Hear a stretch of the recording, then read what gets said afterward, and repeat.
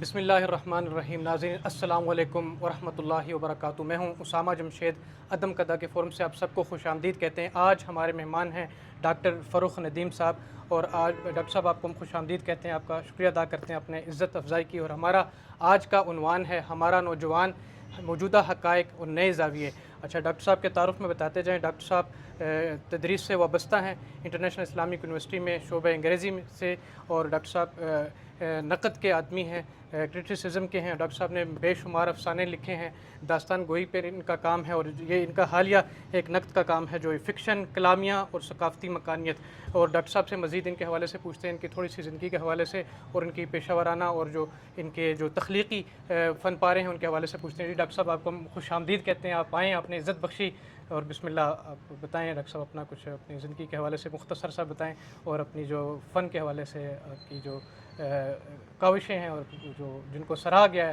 ہم نے دیکھا، آپ کو ہم سنتے آ رہے ہیں، ایک دہائی سے زیادہ عرصہ ہو گیا ہے آپ کے، ہم نے وہاں حلقے میں سنے، آپ کی وہاں کے آپ کی کلاس روم میں ہم بیٹھے ہیں، تلمذ اختیار کیا۔ تو جی ڈاکٹر صاحب بسم اللہ۔ بہت شکریہ اسامہ۔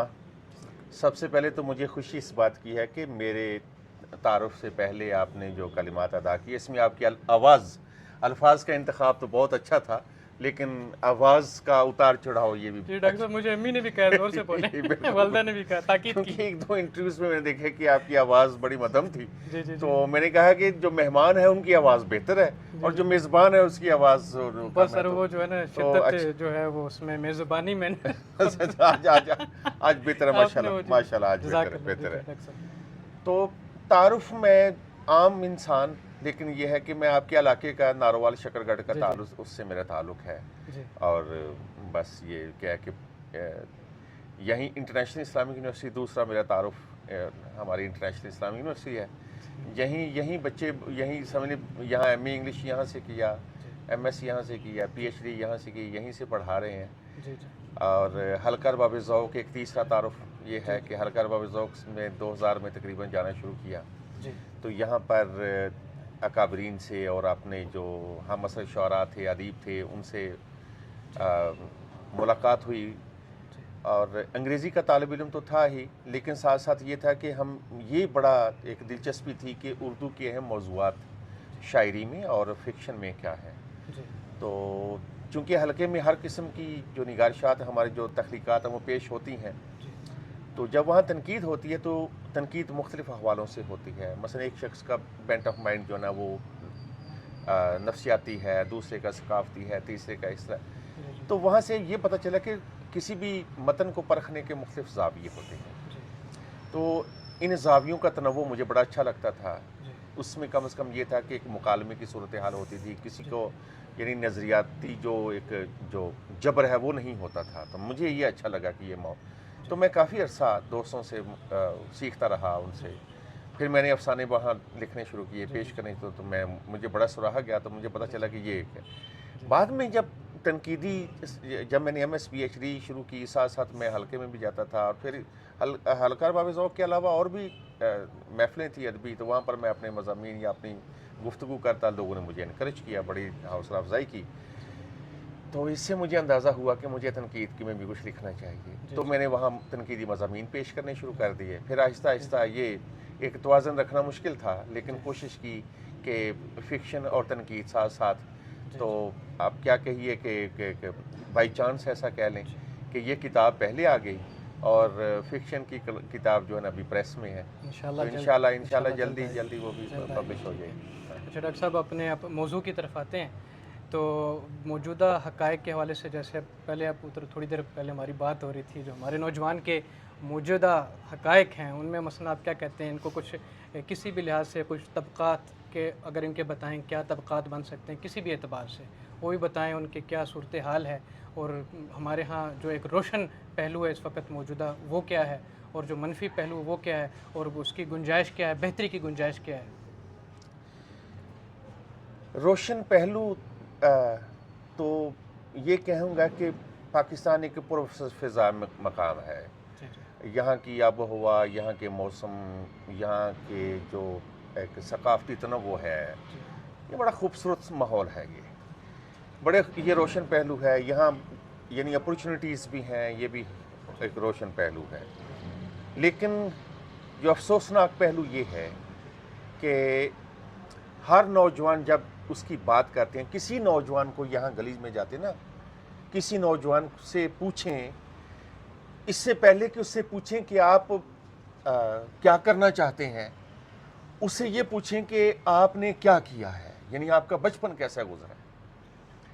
تو ہم ہمیشہ سرسری طور پر، یعنی سطحی طور پر ہم اپنے نوجوانوں پہ بات کرتے ہیں اور نوجوانوں کی بات کرتے ہیں، یہ دیکھے بغیر کہ نوجوان کی تعریف کیا کرنی ہے، کس کو ہم نوجوان کہیں گے۔ اچھا، پھر اس کے علاوہ یعنی ہمارا ٹارگٹ کون سا نوجوان ہے؟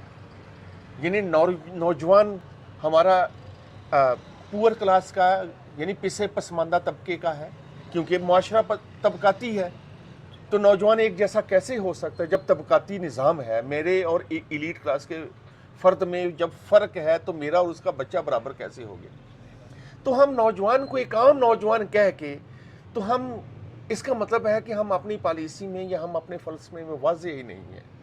میرا فلسفہ نوجوان کیا ہے؟ یعنی نوجوان کا تصور نوجوان ایک ہے، لیکن فلسفہ نوجوان تو میرا ہے کوئی نہیں ہے۔ وہ کیسے پتہ چلے گا؟ جب میں یہ جو جتنی بھی ثقافتی ساختیں ہیں، ہے نا، ان کو میں پرکھوں گا کہ یہ ٹارگٹ ہے میرا نوجوان، یا مڈل کلاس کا ٹارگٹ ہے، یا ایلیٹ کلاس کا نوجوان ہے۔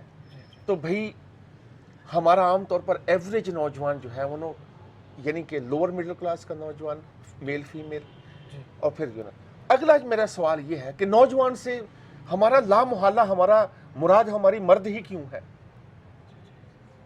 یہ عجیب بات ہے۔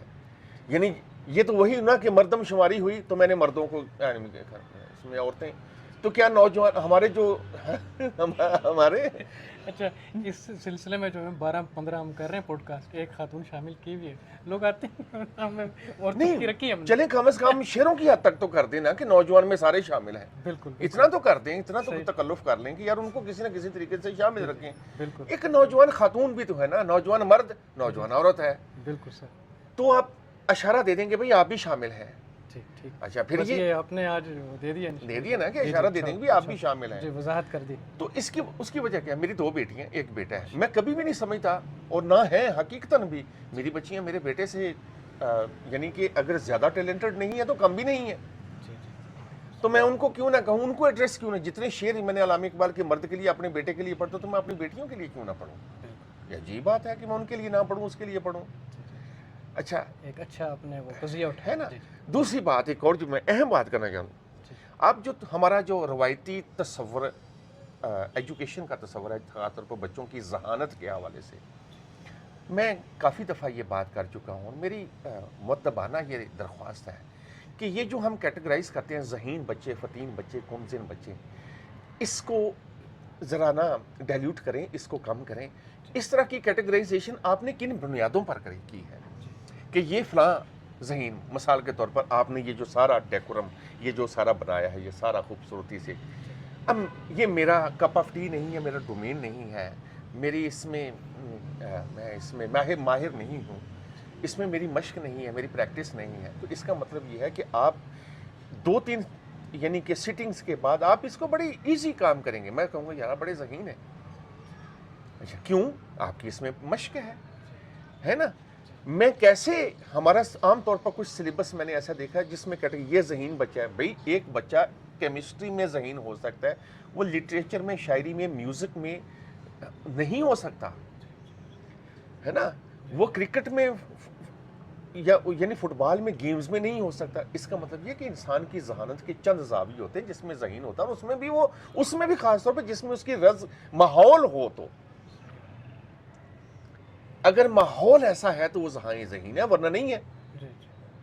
مطلب ایک چیز مثلا میں نے جی ہارمونیم سیکھنا ہے، میرے پاس موجود ہی نہیں ہے، تو میری ذہانت کیا کرے گی؟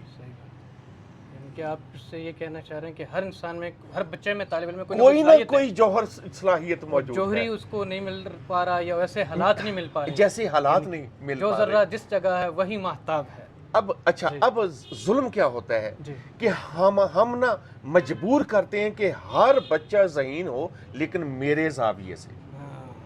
پرابلم یہاں پر ہے، یعنی میں کیوں کہوں کہ اسامہ جمشید جو ہے نا غزل ہی لکھے، نظم نہ لکھے، یا معمار ہی بنے، فزکس نہ پڑھے، کیمسٹری نہ پڑھے، یا کیمسٹری والا، یعنی ہمارے ہاں تو یہ ہے کہ جو سائنس پڑھتا ہے وہ ذہین ہے، جو آرٹس کیا ہے، جو اسکولوں میں آرٹس پڑھتے ہیں تو وہ ان کو ذہین سمجھا جاتا ہے، ان کو ایک تھوڑا کم درجہ پرابلم یہ ہے آپ کی، پرابلم یہ ہے آپ کی. آپ جائیں نا باہر کی یونیورسٹیوں میں، کیا اسی طرح ہوتا ہے؟ اس طرح نہیں ہوتا. آرٹس کے بچوں کو اس طرح ڈسکریج ہی نہیں کیا جاتا. یہاں بچے آرٹس میں جانے کا مطلب یہ ہے کہ بچہ یعنی ہے اور نہیں ہے، یہ ہے یعنی یہ وجود ہے اور ان کی نفی کر جاتی ہے. جس بچے کی آپ نے میٹرک میں نفی کر دی وہ ساری زندگی ہے نا صحیح بات رہے گا. اچھا اگر سائنس ہی مقدم ہے اور اسی طریقے سے ان کی جبر یا ان کی ڈومیننس ان کی رہنی ہے، تو پھر میں اس وقت کیا کر رہا ہوں؟ میں تو آرٹس والا ہوں. تو بھائی میں نے اپنا مقام بنایا ہے، آپ نے اپنا مقام بنایا ہے، اور ہم نے کئی سائنس والوں سے زیادہ ثابت کیا کہ ہم ان سے بہتر ہیں. تو پھر یہ تخصیص کیوں تھی کہ سائنس والے بہتر ہیں؟ اس کے لیے وہ کیٹیگرائزیشن جو ہے نا، میں نے کہا ہے نا کہ نظام تعلیم میں جب تک طبقاتی اور یہ کیٹیگرائزیشن ختم نہیں ہوگی اس وقت تک ہمارا نوجوان کا جوہر باہر آ ہی نہیں سکتا. تو ڈاکٹر صاحب اس کی کیا آپ مثلا تجویز اس حوالے سے کیا کر سکتے ہیں کہ کیا ممکنہ کون سے ایسے اقدام ہیں جو آہستہ آہستہ ایک سے ہر جو نوجوان کی سطح ہے وہ ایک اتر آ جائے، چاہے کوئی امیر ہے، چاہے کوئی غریب ہے، چاہے کوئی کم پڑھا لکھا ہے، پڑھا لکھا ہے، ہر انسان اپنا جو برابر کا اپنا جو کردار ادا کر سکتا ہے وہ اپنی اسی طرح جتنا ایک امیر نوجوان ہے جس عزت جتنی اس کے دل میں بھری ہوئی ہے، اسی طرح کم پڑھا لکھا اور غریب ساری عزت اس کے ایک مساوی سطح پر آ جائے. تو اس کے لیے سر آپ کو کیا کوئی تجویز کر سکتے ہیں، کیا ممکن ہو سکتا ہے؟ دیکھیں پاکستان کے نظام تعلیم میں اگر اپورچونٹیز ایک مثال کے طور پر مزدور کا بچہ ہے نا، وہ بھی چارٹرڈ اکاؤنٹنٹ بن سکتا ہے، وہ ڈاکٹر بن سکتا ہے، انجینئر بن سکتا ہے، پروفیسر بن سکتا ہے، کوئی بھی پروفیشن جانتے ہیں. اس کے لیے شرط یہ ہے کہ اس کو اپورچونٹیز دیں.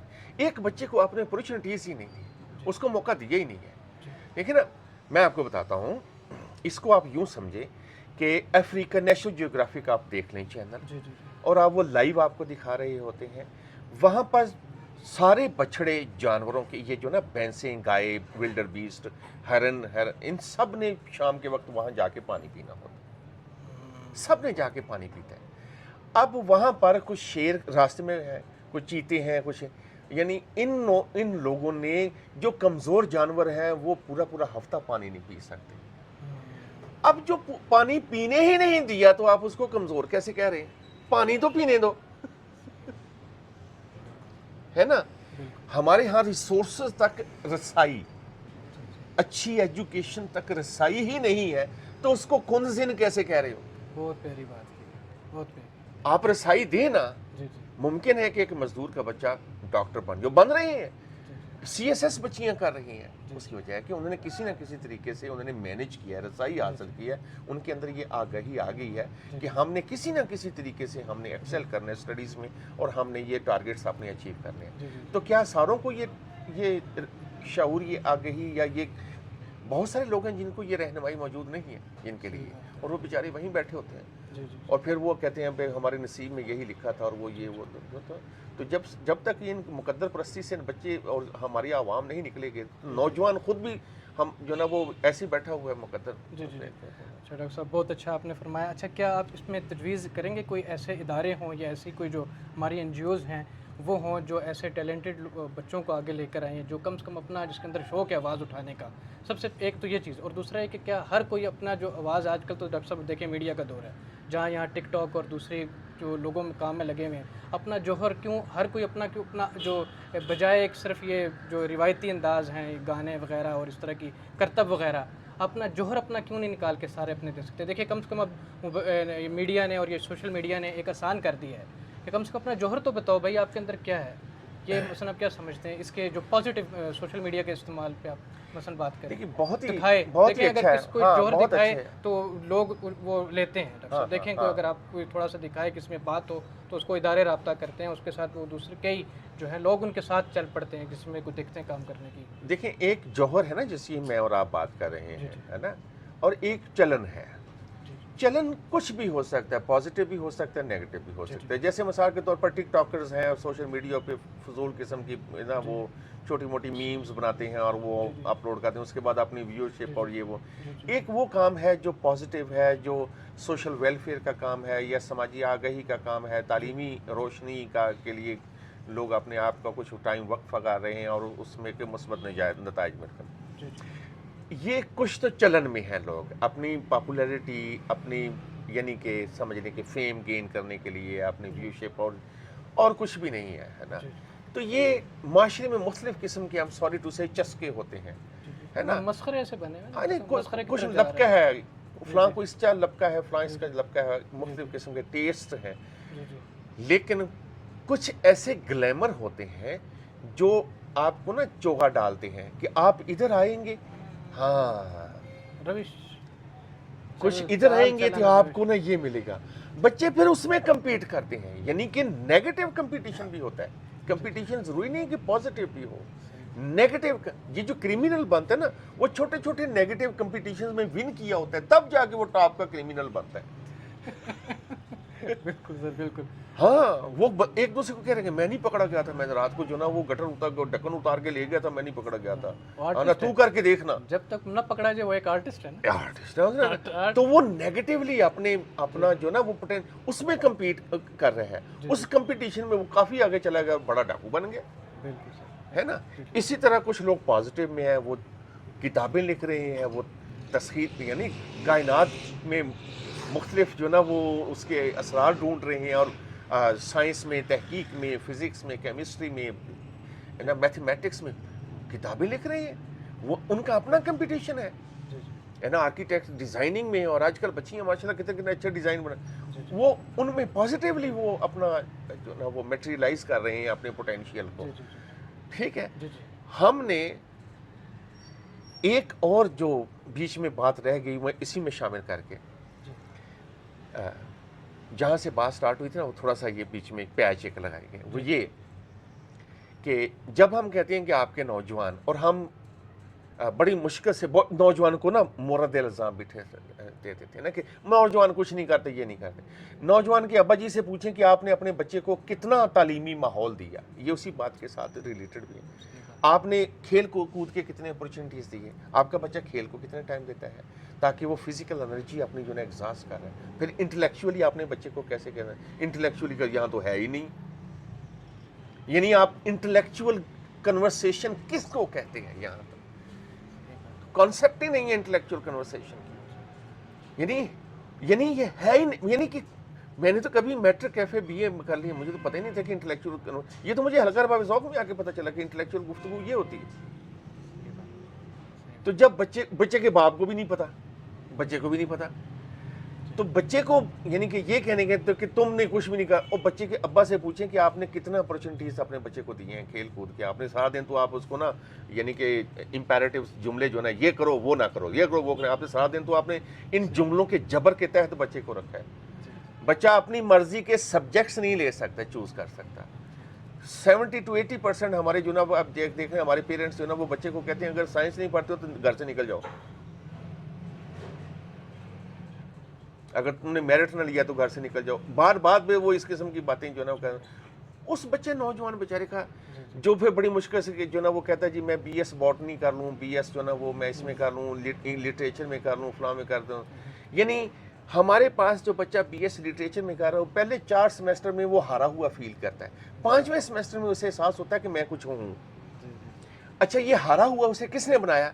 उसके माहौल ने, कि चूंकि तुमने साइंस छोड़ के लिटरेचर आर्ट्स ज्वाइन किए, तुम हारे हुए। वही तबकाती निज़ाम जो वही हिंदुस्तान वाला, जब तक ये ना तकसीम करना छोड़ दें इंसान, तो सारे मसले हल जो हो जाएंगे आपके। डॉक्टर साहब, इस पे वैसे एक वो बात याद आ गई, वो हमने कोई फेसबुक पे देखा था कि वो कोई माँ बाप के रवैये से तंग था, तो वो कुरान का नऊज़ बिल्लाह हवाला दे रहा था कि जो कुरान में बार बार गया ना कि माँ बाप का एहतराम करो, माँ बाप क्या उफ़ नहीं करना। वो कहता है कि अल्लाह को पता था कि माँ बाप इस काबिल नहीं होंगे। वो अपनी उस पर ज़बरदस्ती उस पर करवाएंगे, उससे ज़्यादा काम करवाएंगे, इसलिए अल्लाह ने कहा यार एहतराम करी, उफ़ ना करी, बस लगा रही हूँ, मानता रहना। डॉक्टर साहब, उसमें हमारे दीन ने والدین کی بھی ڈیوٹیز رکھی نہیں وہ رکھیے سر، ہمارے کہ مکمل ایک ضابطہ حیات ہے، مکمل ضابطہ دیکھیں حیات سیرت ہے۔ بچوں کی بھی رسپانسبلٹیز ہیں لیکن والدین کی بھی ڈیوٹیز ہیں، ان کی بھی رسپانسبلٹیز ہیں، تو دونوں نے مل کے ایک مکالماتی فضا میں، یعنی کہ یہ نہیں ہے کہ آپ جبر بھی تو نہیں ہے نا، کہ جب تک آپ فزکس میں جو نا وہ 80-90% نمبر نہیں گرے میں تجھے روٹی نہیں دوں گا۔ میں نے ایسے پیرنٹس دیکھے ہیں کہ آپ کو روٹی تب ملے گی جب آپ جو نا وہ 90% نمبر آپ آئیں گے تو آپ آج کے ٹیسٹ میں آئیں گے، تو یہ کیا بات ہوئی، یہ کیا بات ہوئی؟ اور یہ دوسری بات یہ ہے کہ یہ کس نے طے کر دیا ہے کہ جو فرسٹ آنے والا بچہ ہے وہ ہی زندگی بھر خوش رہے گا؟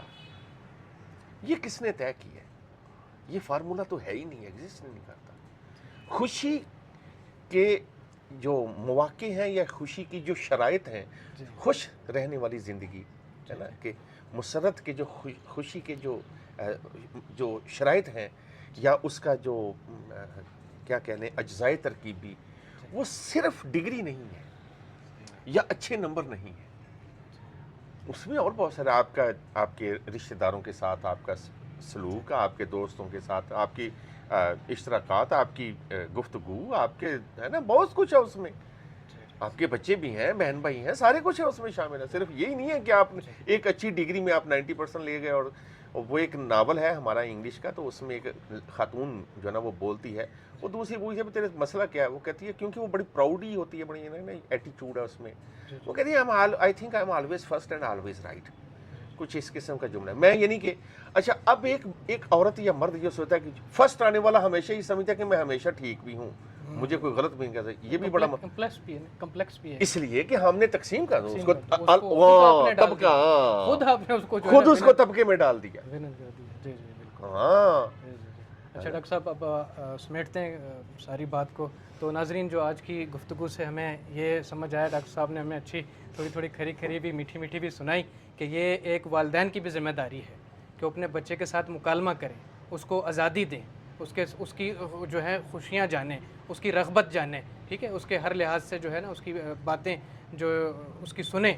تو یہ آج کا یہ لبے لباب یہی نکل رہا ہے۔ تو ڈاکٹر صاحب بس آخری کچھ چند جملے بتائیں کہ ہمارا ایک مثالی نوجوان کیسا ہونا چاہیے، مثالی نوجوان جو آپ سمجھتے ہیں۔ ایک ہم اپنی سے کوشش تو کر سکتے ہیں نا، اپنے حصے کی کوئی شمع جلاتے جاتے ہیں، تو آپ کیا سمجھتے ہیں کہ ایک نوجوان کی کیا خوبیاں ہوں، اس کو کہ ایک ذہنی آزادی ہو، انٹلیکچوئل پیس ہے اس میں ہو، آپ اس میں اس حوالے سے بتائیں کہ پورا آزادی سے سوچ سکے، آزادی سے کر سکے، وہ خالی ایک مشین نہ ہو، اسی طرح جو ہے نا ایک دونی دو دونی چار والا نہ ہو، کچھ اپنا سوچ سکے، آگے کہتے ہیں اپنی ذاتی فلاح و بہبود پہ کام کر سکے، اپنے گھرانے کے اور اپنے جو ماحول ہے اس میں اپنا حصہ ڈال سکے، اپنی جو سوسائٹی ہے سوسائٹی سے آگے جتنا اس سے جتنا ہو سکتا اپنا کردار ادا کر سکے، ایک اکائی ہے نا سر، تو آپ اس میں کیا اسامہ، میں نے نا اپنے بچوں کو بھی کہتا ہوں، اپنی کلاسز میں بھی یہ کہتا ہوں کہ اگر آپ ہر وہ بچہ، کوئی بھی انسان بہت حد تک بہت سارے مسائل پہ قابو پا سکتا ہے اگر اسے فلسفہ عدل سکھا دیا جائے کہ بیلنسڈ اپروچ، بیلنسڈ پرسنالٹی کتنی رکھنی ہے، آپ نے بیلنسڈ ہو کہ آپ کی جو رائے ہے وہ متوازن ہونی چاہیے، آپ اپنے لباس میں، اپنی پڑھائی میں، اپنی جستجو میں، اپنے معاملات میں، لین دین میں بیلنسڈ اپروچ، یعنی عدل کریں، آپ انصاف کے ساتھ رہیں، انصاف یعنی پولیٹیکل ٹرم میں نہیں، انصاف کے ساتھ عدل یعنی کریں کہ آپ بیلنسڈ ہو کے، یعنی کہیں بھی آپ ایکسٹریمسٹ نہ رہیں اور نہ کہیں اتنے سست رہیں کہ نہ اتنے تیز ہوں کہ آپ اتنی دور چلے جائیں کہ آپ کے ساتھ والے بہت پیچھے رہ جائیں، اور اتنے پیچھے، اتنے سلو بھی نہ رہیں کہ وہ آپ سے اتنے دور چلے جائیں کہ آپ پیچھے رہ جائیں، درمیانی سی آپ اپروچ رکھیں۔ میں نے تو اپنی زندگی میں یہی دیکھا ہے۔ اور دوسرا یہ ہے کہ مکالمہ لازمی کریں، یعنی ہاں بہت ایسے سوالات ہوتے ہیں جو مجھے ضرورت ہے کہ میں آپ سے پوچھوں کہ اسامہ، زندگی کا ایک مسئلہ ہے تو اس میں کے بارے میں آپ کی کیا رائے ہے۔ کچھ بھی پریکٹیکل سٹیپ لینے سے پہلے 2-4 ماہرین کی رائے لینا بہت ضروری ہے۔ تو یہ مکالمہ کریں، مکالمہ کرنے سے بہت مسائل حل ہوتے ہیں۔ تیسرا ایک چیز جو ساتھ میں کہوں گا، وہ ہمارے اقبال، ہمارے دانشور، بہت اور بھی دانشور، کہ جو آپ کے پاس فکری تحرک ہے وہ رکھیں۔ فکری تحرک یعنی فکری تحرک کسے کہتے ہیں؟ یہ کب آئے گا؟ جب آپ نے فلسفہ پڑھا ہوگا، جب آپ نے معاشرتی اور سماجی علوم پڑھے ہوں گے، جیسے آپ کا اپنا فلسفہ تعلیم یعنی your own philosophy of education آپ کی واضح ہوگی، کیٹیگوریکلی واضح ہوگی آپ کی کہ میں کیوں پڑھ رہا ہوں، میں اپنے بچوں کو کیوں پڑھا رہا ہوں۔